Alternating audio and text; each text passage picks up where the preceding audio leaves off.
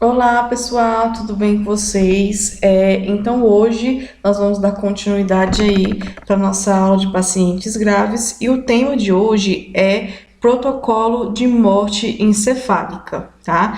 Então hoje a gente vai ver todos os exames necessários para a gente declarar a morte encefálica, a gente vai entender como é que ela funciona e também a gente vai saber como manter o paciente para uma possível doação de órgãos, tá? Então, o que que é, pessoal, a definição de morte? A gente define morte, né, como o término das funções vitais. E aí, às vezes foi muito difícil chegar nessa conclusão, existem muitas literaturas que discordam até dessa definição, porque é muito difícil precisar o momento exato da morte, porque o organismo ele não morre de uma vez só, né? Ele vai morrendo, né? Um fato ele vai acontecendo atrás do outro, é uma sequência de fenômenos que a gente, né, que a gente chama. Então, eles são feitos de forma gradativa, né? E são processados nos vários órgãos. Então, vai acontecendo ali no coração, nos rins, no pulmão. Então, quando, né, a gente então fez essa definição de término das funções vitais, que é quando todos os órgãos já passaram por esse processo, já passaram por esses fenômenos, então a gente tem então né, a questão da morte. E aí a morte encefálica, né, a gente chama de IME, é a constatação irremediável, tá? Olha só, irremediável, não tem mais jeito, tá? É irreversível de lesão nervosa, né? Que significa então o quê, pessoal? Morte clínica, legal e social, tá? Então aqui nós temos algumas funções vitais ainda presentes. Porém, né, a gente tem uma lesão que é irreversível. E aí a gente então tem que chamar de morte clínica. A gente não pode simplesmente falar morte, né? A gente tem que chamar morte clínica, legal, porque ela é amparada por legislação, e também social, ou seja, aquela pessoa não poderá mais integrar uma sociedade uma vez que ela não tem mais capacidade de andar, de falar, de ouvir, nem nenhuma das outras funções vitais que nos tornam aí sociáveis, tá? Então a gente tem essa resolução, tá? Todos os critérios que a gente vai ver aqui nessa aula, elas têm respaldo, tá? Então esses critérios foram definidos no Brasil pela primeira vez em 1977, tá? Aí a gente fala, nossa, tá bem ali, realmente é muito novo, tá, pessoal? Uma resolução assim, né, de 97 é nova, tá? Então essa resolução foi pelo Conselho Federal de Medicina, porque quem constata, né, a morte encefálica é o médico. Então foi o Conselho Federal de Medicina e é a resolução 1480 de 21 de agosto de 1977, tá? Então aí a gente teve, né, alguns critérios clínicos que definiam o que era a morte encefálica. E e todos os critérios que a gente vai utilizar para poder definir, né, elas estão dentro do artigo 3º, também da lei, né, de 97, mas essa aqui é a lei 9.434, que era o quê, gente? Que era a lei que fazia, né, a remoção de órgãos e tecidos e partes humanas para fins de transplantes. Então, primeiramente, a gente veio, né, uma lei que regulamentava, né, a questão do transplante de órgãos e tecidos. E aí, logo depois, né, houve-se então a necessidade de criar uma resolução para poder então fazer os critérios né, de morte encefálica, que foi feita então pela lei de 1480, lei não, né, resolução de 1480, tá certo? Então primeiro veio uma e depois que veio a outra, tá? Então, e aí, atendendo a outro decreto, que agora, né, é de 2017, muito atual, então, houve-se então um decreto 9.175 de 2017, que foi no final de 2017, onde foi publicada a resolução do CFM, né, número 2173 de 2017, que atualizou então esses critérios. Então, eles foram definidos lá em 1977, 1997, e aí agora em 2017 ele foi realmente, né, ele foi atualizado em relação aos critérios de abertura do protocolo de morte encefálica e também detalhou todos os procedimentos necessários para o fechamento do diagnóstico. E aí nossa aula, então, ela vai ser baseada nesses critérios, tá? Então, o diagnóstico de morte encefálica, ele é obrigatório a notificação. Então, toda vez que a gente abre, né, faz a abertura do protocolo de morte encefálica, ela é, né, enviada aqui para a Central Estadual de Transplante, que é a CET, e ela também é compulsória, tá? Então, aqui a gente tem, né, a obrigação de fazer a notificação de morte encefálica. E aí, esse protocolo é aberto para todos os pacientes que têm suspeita de morte encefálica. Aqui a gente ainda está suspeitando, a gente ainda não confirmou. E aí, a gente vai fazer essa abertura independentemente se o paciente ele tem indicação para poder fazer a doação de órgãos ou não. Então, o paciente está com suspeita de morte encefálica? Sim, então a gente vai fazer a abertura do mesmo jeito, tá? A gente não vai esperar se aquele paciente pode doar, né, os órgãos ou não. A gente vai fazer isso independentemente dele fazer a doação de órgãos. Então, a gente agora vai entender como que funciona a questão, né, da morte encefálica, que aqui a gente chama então de fisiopatologia, tá? Então aqui há um aumento da pressão intracraniana, né? Então os fluidos ali do nosso cérebro, eles têm um acúmulo de líquidos, né, que faz com que o cérebro ele faça, né, que ele inche, né, que ele aumente de tamanho. Então essa diminuição do fluxo sanguíneo no cérebro, né, traz então a questão da hipóxia, que é então a não oxigenação do tecido encefálico. E como a gente sabe, o oxigênio ele é extremamente importante para a gente poder fazer a manutenção da vida. Então, primeiramente, o primeiro evento que acontece, né, é esse. Então, as causas, né, geralmente tem várias causas que levam à morte encefálica, então várias delas, né, fazem a mesma indução, que é o quê? A descompensação do equilíbrio nos componentes intracranianos. Então a gente tem o cérebro, o líquor e sangue, que eles, né, alteram em tamanho e volume, que fazem então a composição da morte encefálica. E aí eles são totalmente responsáveis pela manutenção da pressão intracraniana, então qualquer um deles que estiver alterado vai então modificar a manutenção da vida. E aí, esses aumentos desses, né, componentes, eles vão aumentar a pressão intracraniana, causando diminuição do fluxo sanguíneo cerebral, consequentemente a hipóxia, como eu já falei para vocês, a lesão irreversível na célula nervosa, uma vez que ele para, né, de funcionar, a célula nervosa ela não volta mais, né, por alteração da permeabilidade celular e também distúrbios eletrolíticos no interior da célula. Então, uma vez essa célula morta, né, não há mais como recuperá-la. Há também a destruição progressiva do cérebro e tronco encefálico, né, e várias funções vitais ficam comprometidas. Onde aí também vai para o descontrole da temperatura corporal, né, com tendências ao que? A hipertermia, que é a baixa, né, temperatura sanguínea, né, e mais frequentemente a hipertermia, né, desculpa, que é o aumento da temperatura, e a hipotermia, que é a diminuição da temperatura, tá? Então, todos esses mecanismos podem levar o paciente a ter vários tipos de lesões irreversíveis, tendo então aí a morte cefálica.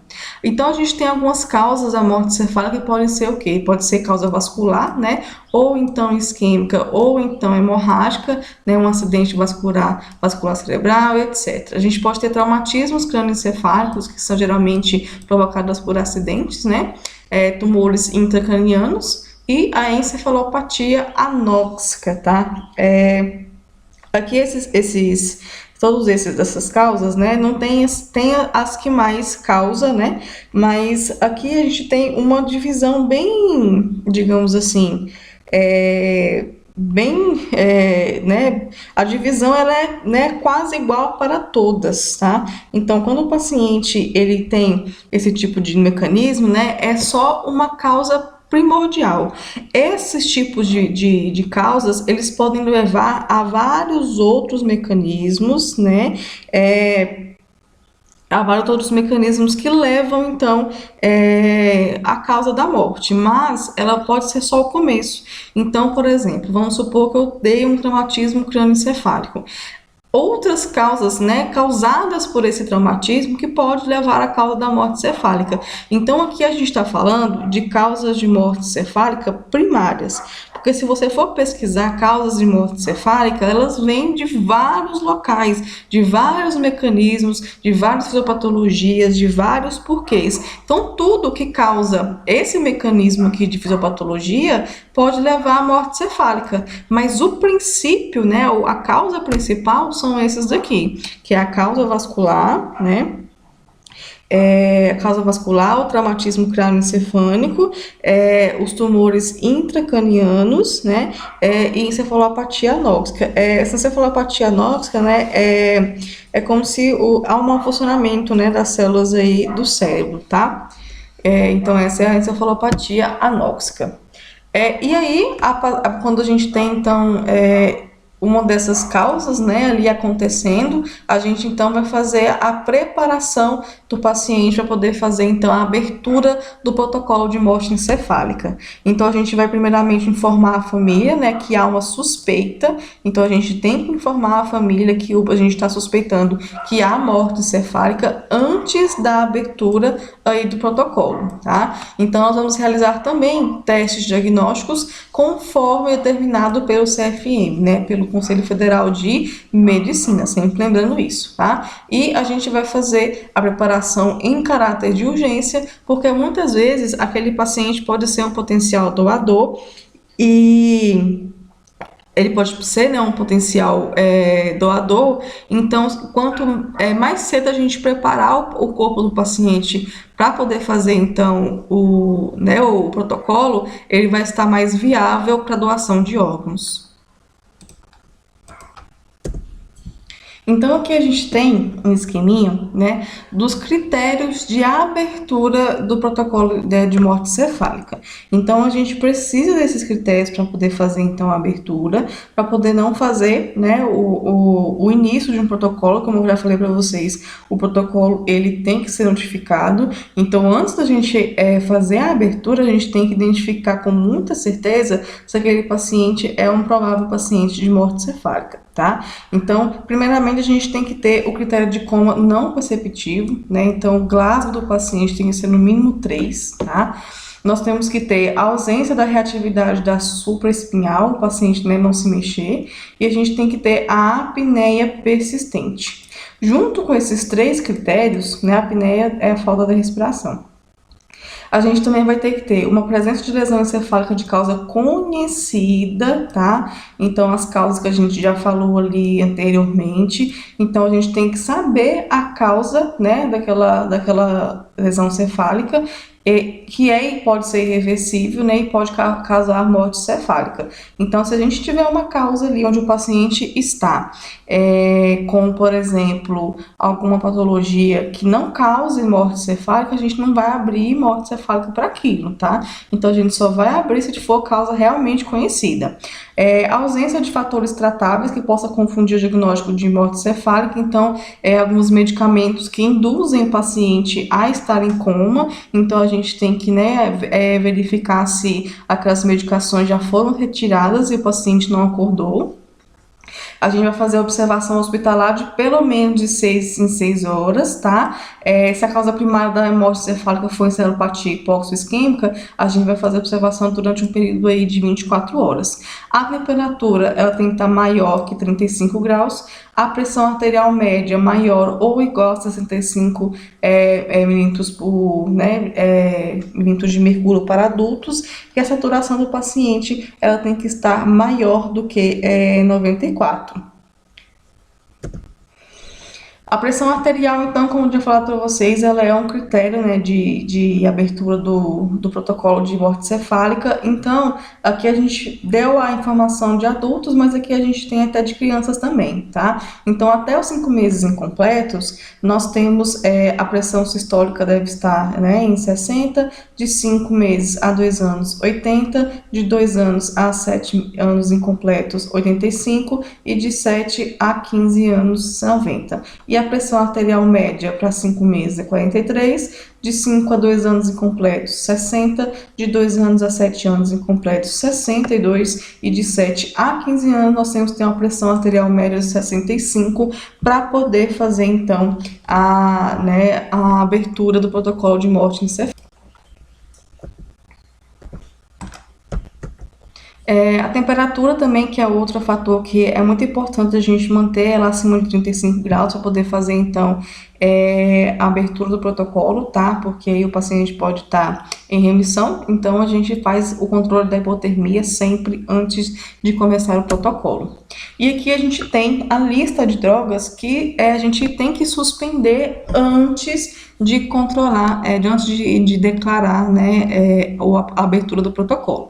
Então aqui a gente tem o midazolam, o diazepam, fentanil, tiopental, o alotano, o isoflurano, sevoflurano, a succinilcolina, pancurônio, atracurônio, cisatracurônio, vecurônio, o rocurônio, o etomidato, acetamina e o propofol. Não significa que o paciente vai estar usando todos esses medicamentos ao mesmo tempo. Pode ser que ele esteja usando todos os medicamentos ao mesmo tempo? Pode, mas não significa que eles estejam usando todos ao mesmo tempo. Aqui eu quero que vocês entendam é que se o paciente estiver usando qualquer um desses medicamentos aqui, eles deverão ser suspensos antes da gente dar início, então, ao protocolo de morte cefálica. Então, aqui eu dividi para vocês, né, que tem a divisão de benzodiazepínicos, os opioides, os barbitúricos, os anestéticos inalatórios, os bloqueadores neuromusculares e as outras medicações. Então, aqui a gente tem a meia-vida, né, o quanto que ele dura, a infusão contínua. Então aqui a gente tem que suspender todos, para que a gente possa analisar o paciente sem nenhum tipo de medicação ali presente, para a gente poder fazer então a abertura do protocolo.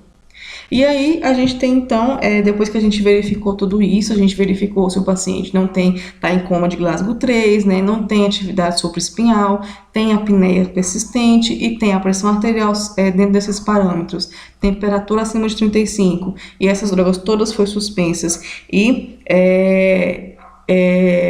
também, né, depois de tudo isso, a gente concluir que o paciente ainda continua em estado de coma, então a gente tem aí a questão, né, da abertura do protocolo. E aí, uma vez aberto o protocolo, a gente vai ter algumas etapas. Então, primeiramente, a gente vai identificar a causa da morte cefálica, que a gente já viu, afastar causas reversíveis de coma, como o uso de drogas depressoras do sistema nervoso central, ou então de hipotermia, e depois a gente vai fazer o exame clínico, né, e também fazer os exames complementares. Então, essas são as 4 etapas do protocolo, tá certo? Então, aqui a gente vai primeiramente, né, identificar a morte, né, e depois afastar causas reversíveis, como eu já falei para vocês, o uso de drogas, ou então hipotermia, e vamos logo para o exame clínico, tá? Então, o exame clínico, ele deve ser realizado por 2 médicos, sempre, tá? E eles devem ser, obviamente, 2 médicos diferentes. Então, aqui só vai ser válido o protocolo se for por 2 médicos e eles forem diferentes, tá? E, principalmente, eles não podem estar, o quê, pessoal? Envolvidos com a equipe de transplante, porque pode haver aqui um impasse de interesses, né? Então, aquele médico pode ter o interesse de fazer a capacitação do órgão, então, não permitindo assim, permitindo assim que o paciente seja declarado como morte cefálica mesmo não estando, tá? Então aqui o código de ética, ele vai ver, né? Ele vai ver, né? Que a equipe de capacitação, ela não pode ter o contato, né? Direto ali com a pessoa transplantada. Que vai fazer o protocolo de morte cefálica. Os médicos devem estar capacitados, né, em determinação de morte cefálica, conforme aí a orientação. Então, eles têm os critérios deles lá, que eles devem ser, né, constatados. Um dos exames clínicos deve ser feito preferencialmente por um especialista em neurologia ou neurocirurgia, medicina intensiva ou então medicina de urgência. Tá? Então aqui a gente tem então que ter um especialista, tá? Dentro desses 2 médicos. Então um tem que ser especialista, o outro não, mas um tem que ser, né, preferencialmente aqui dentro desses 3 temas. O exame clínico deve ser realizado com intervalo mínimo de tempo entre eles, tá? Então, aqui os exames clínicos, eles vão ser feitos com intervalos. A gente tem vários exames clínicos e eles não podem ser feitos um atrás do outro.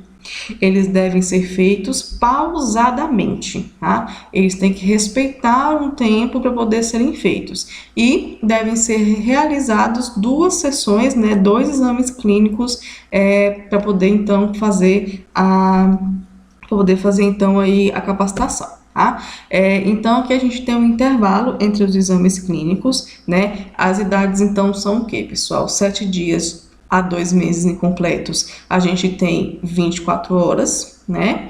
A gente tem de 2 meses a 24 meses incompletos, 12 horas. Então, a gente tem acima de 2 anos, né? Então, até a fase adulta, a gente tem 1 hora de intervalo entre os exames, tá? Esse aqui são os intervalos entre cada exame que vai ser feito, né? Não é a sessão. A sessão, por exemplo, se for uma criança de 7 dias, o protocolo de morte cefálica pode durar até mais de uma semana, porque a gente tem que ter, olha só, um período de 24 horas entre os exames para poder então ser feito o protocolo. Já um adulto, né, uma criança acima de 2 anos e um adulto, ela, né, pode aí conseguir completar todo o protocolo em 24 horas. Então, vai depender muito, então, do paciente, da idade que ele tem, para a gente conseguir, então, fazer o protocolo de morte encefálica.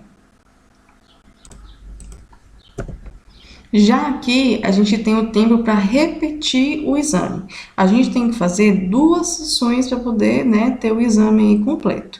Então, aqui, né, de 7 dias a 2 meses incompletos, a gente tem que fazer, né, o exame depois de 48 horas, tá?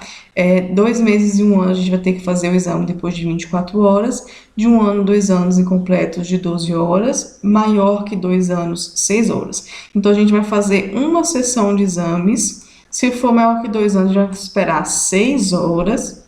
Opa, esse 6 saiu horrível. Então, aqui, ó, a gente vai esperar, né, 6 horas. E depois vai repetir os exames de novo. Lembrando que cada exame tem que ter um intervalo de 1 hora, se for, né, crianças acima de 2 anos e adultos, tá? Se for de 1 ano a 2 anos incompletos, a gente vai fazer os exames, vai completar todos e esperar 24 horas. Esperar 24 horas e depois repeti-los. Lembrando que, né, para 2 meses aqui, ó, é o intervalo de 12 em 12 horas. Então, aqui, né, vai ser mais de 3 dias para poder fazer né, fechar o protocolo, esperar 24 horas para depois começar o protocolo de novo, tá? Então, o protocolo mais rápido que a gente tem é o de adulto, né? O de crianças, ele tende a ter, né, o protocolo aí um pouco mais rápido, tá? Na verdade é o contrário, né? O de adulto é mais rápido, de criança, né, geralmente menor que 2 anos, é bem mais demorado, tá? E aí, os exames clínicos, então, eles vão conter o quê? Né? Quais são todos os exames clínicos que a gente vai ter? A gente tem o reflexo fotomotor e consensual, nós temos o reflexo vestíbulo-calórico, nós temos o exame de apneia, o exame de reflexo de tosse, o exame de reflexo óculo-cefálico e o reflexo córneo-palpebral. Tá? Então, aqui são os 5 exames que a gente tem que ter. Então, só para a gente poder entender, por exemplo, no adulto, né? Crianças maiores que 2 anos e adulto. Cada um desses exames vai ter que ter um período de 1 hora entre o outro. Então, fez o reflexo, depois de 1 hora faz o reflexo córneo-palpebral. Depois de 1 hora faz o reflexo óculo-cefálico. Depois de 1 hora a gente faz o reflexo de tosse. Depois de 1 hora a gente vai fazer o teste de apneia. Depois de 1 hora a gente vai fazer o reflexo vestibulo-calórico. Depois de 1 hora a gente vai fazer o reflexo fotomotor, e aí a gente vai esperar um prazo de 6 horas para poder iniciar tudo de novo. E aí a gente vai fazer o reflexo, esperar 1 hora e assim sucessivamente, tá? Então, o protocolo, ele tem que ser feito dessa forma. Então, o primeiro que a gente vai ter aqui é o que é, né, o de ausência resposta à dor. Então, a gente vai fazer estímulos dolorosos no paciente para poder ver, então, se ele responde, tá? Então, a gente vai fazer na região supraorbitária, que é essa aqui, tá? E também no leito unguenal. Então, aqui a gente vai fazer, ó, né, na pontinha do dedo. E aí, Glasgow 3, se o paciente não responder a nenhum tipo, né, de estimulador. Então, aqui no caso, o, né, é positivo para morte encefálica. Nós temos o reflexo óculo-motor, que a gente vai fazer então o uso, né, de uma lanterna, onde a gente vai analisar as pupilas. Então, a gente vai observar se as pupilas elas são médias ou midriáticas e fixas, né? É aquela pupila que não faz reação, e a gente vai fazer, né, o movimento da luz. Jogou a luz nas pupilas, tão midriáticas e fixas, né? Positivo para morte cefálica. A ausência de contração pupilar também, né? Que o paciente, quando a gente coloca a lanterna, ele vai fazer, né, ele vai puxar. Então, aqui a gente também tem, né, a questão do positivo, se o paciente fazer a ausência de contração pupilar. A gente tem um reflexo córneo-palpebral, então que a gente vai fazer, né, a ausência do reflexo de piscar ao estímulo da córnea. Então, aqui a gente vai colocar, né,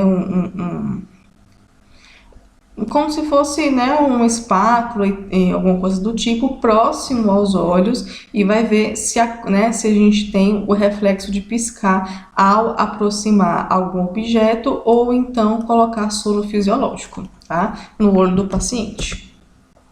Já no teste de reflexo óculo-cefálico, então aqui a gente vai, né, movimentar aqui a cabeça do paciente, então a gente vai pegar as duas mãos, né, colocar, virar o paciente para um lado, colocar o paciente para o outro, né, e fazer então a movimentação e esperar que ele faça movimentos oculares acompanhando a movimentação. Tá? Então aqui, olha só, o paciente ele vai ter aqui ausência de movimentos oculares.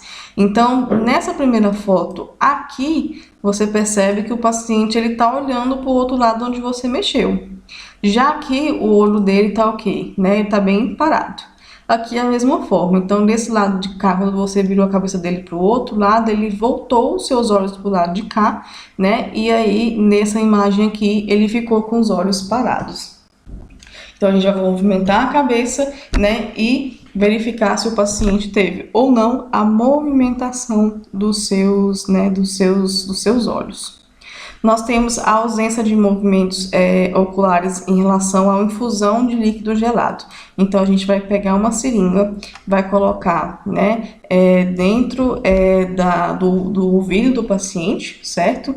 E vai dar positivo se o paciente não tiver nenhum tipo de reação ocular e vai dar negativo se o paciente olhar para o lado onde você injetou a água gelada, tá?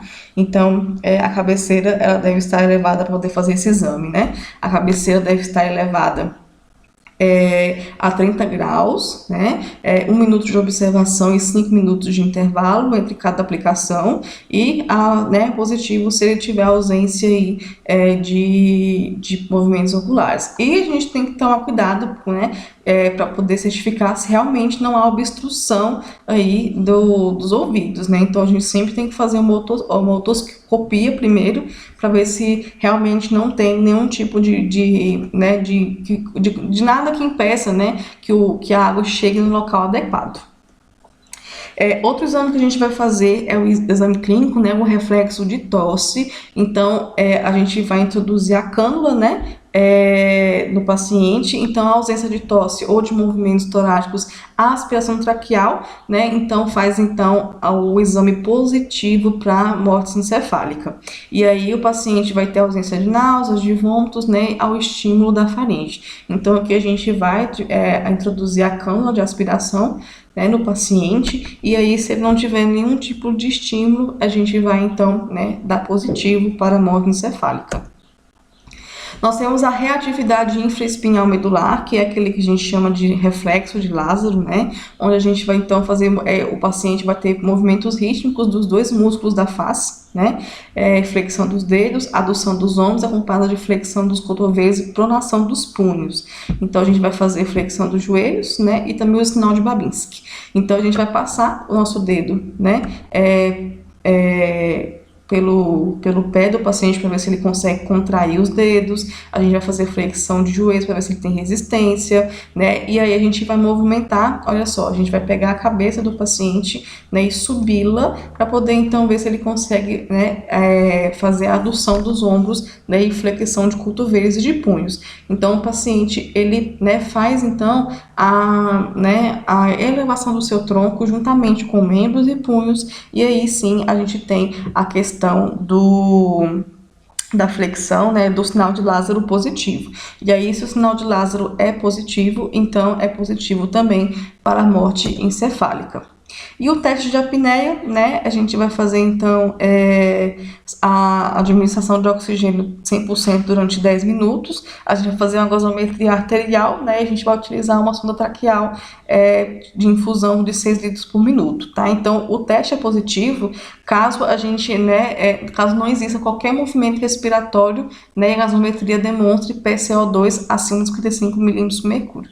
Então, aqui, né, muita gente estranha fala assim, nossa, mas o que isso acarreta? Gente, quando a gente coloca fio de 100%, né, nem quando a gente respira normalmente a gente tem uma respiração de 100%. Então, quando administrar o oxigênio a 100%, o paciente fica em agonia, tá? Então, se ele não demonstrar nenhum tipo de agonia ao administrar a respiração a 100%, então é positivo para a morte encefálica. E o teste deve ser interrompido imediatamente se ele tiver algum movimento respiratório, tá? E aí então significa que o teste deu negativo para a morte encefálica. Então, para poder dar certo esse teste, a gente tem que seguir algumas etapas, né? Então, a gente vai administrar o paciente com oxigênio a 100% durante 10 minutos, né? Coletar a gasometria arterial inicial, né? Entre 35 e 45 deve estar a PCO2 do paciente, desconectar o ventilador e inserir o cateter de oxigênio de 6 a 8 litros por minuto na traqueia ao nível da narina, tá?